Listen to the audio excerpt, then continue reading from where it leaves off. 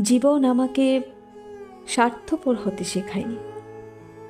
অনেক আঘাত পেয়েছি, তবুও স্বার্থ গুটায়নি। স্বার্থপরতা কোনো গুণ নয়, অর্জনও নয়।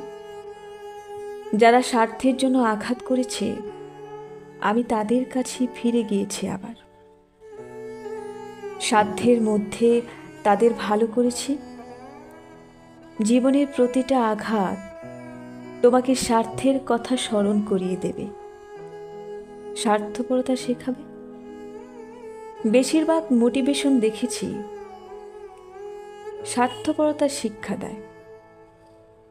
আসলে স্বার্থপরতা কোনো মানবিক গুণ নয়, স্বার্থপরতা কোনো মানব বৈশিষ্ট্যও নয়। অথচ সবচেয়ে বেশি স্বার্থপরতার চর্চা করে মানুষ।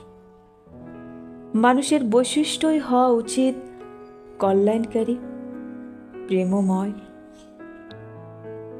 তবেই মানুষ মানব বৈশিষ্ট্যের মানুষ হবে। মানুষ যেন হয় মানবতার, ভালোবাসার।